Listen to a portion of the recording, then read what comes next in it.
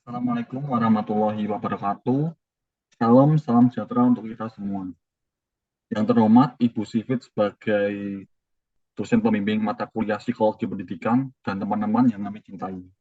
Perkenalkan kami dari kelompok 6 yang beranggotakan Rahman Nadia Wahyudi dengan NIM 2022 621, yang kedua Denis Febriansah Fatirul Fath Al-Aziz dengan NIM 2022 626, yang ketiga, Jonathan Emmanuel Sutanto dengan NIM 2022 627.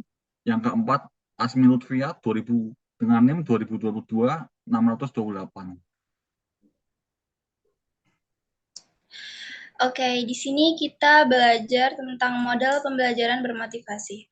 Yang pertama, pratugas, motivasi intrinsik. Motivasi intrinsik ini adalah kecenderungan dalam mengejar kepentingan sesuatu dan merasa lebih tertantang dalam mengejarnya. Maksud dari motivasi intrinsik ini merupakan motivasi internal untuk melakukan segala sesuatu dalam diri sendiri. Selanjutnya, motivasi ekstrinsik.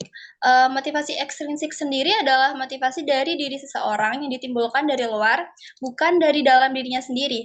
Motivasi ekstrinsik ini berarti seseorang tidak benar-benar termotivasi karena dirinya sendiri, melainkan karena fokus terhadap sebab, akibat, dan tujuannya. Next. Selanjutnya, pendekatan behavioral.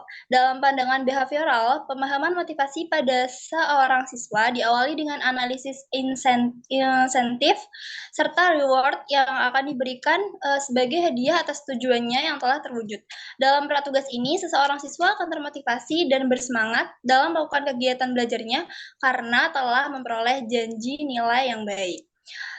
Selanjutnya, konsepsi sosiokultural. Pandangan sosiokultural tentang motivasi ini menekankan pada partisipasi seorang identitas dan hubungan interpersonal dalam masyarakat. Dalam pratugas ini, dapat digambarkan saat siswa termotivasi untuk berproses belajar apabila mereka tergabung dalam sebuah komunitas. Oke, next.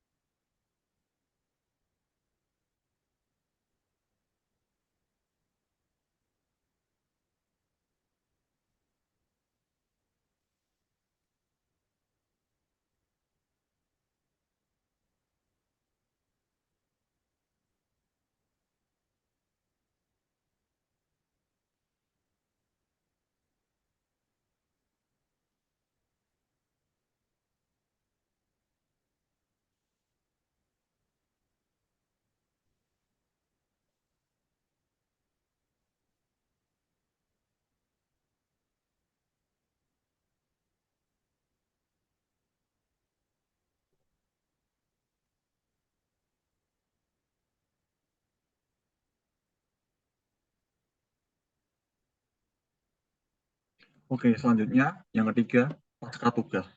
Motivasi intrinsik diartikan sebagai motivasi yang timbul dari dalam diri sendiri. Seorang siswa yang termotivasi secara intrinsik dalam masa pengerjaan tugas, siswa tersebut akan konsisten termotivasi hingga akhir sehingga siswa tersebut sangat mengharapkan hasil pembelajaran yang terbaik setelah berusaha.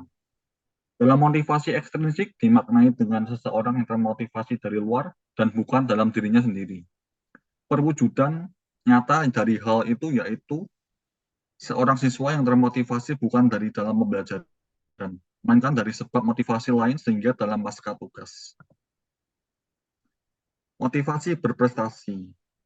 Seorang pelajar akan memiliki tingkat motivasi untuk berprestasi yang berbeda-beda. David McClellan mengatakan bahwa tiap-tiap individu memiliki kebutuhan akan prestasi atau need for achievement. Yang pertama, teori harapan nilai. Teori harapan pertama kali dikemukakan oleh Victor Harold Fromm pada tahun 1964, yakni individu akan lebih termotivasi dalam melakukan aktivitas yang ia lakukan karena adanya hasil yang dia ekspektasikan akibat dari aktivitasnya tersebut. Fromm membagi tiga pendekatan teori harapan, yakni Eksperiensi. Menurut Fromm, sebuah Ekspektasi akan mewakili keyakinan seorang individu bahwa tingkat upaya tertentu akan diikuti oleh tingkat kinerja tertentu. Individu akan lebih optimis dan termotivasi dalam melakukan aktivitasnya ketika ia memiliki ekspektasi mengenai hasil yang dapat dicapainya dari aktivitas tersebut.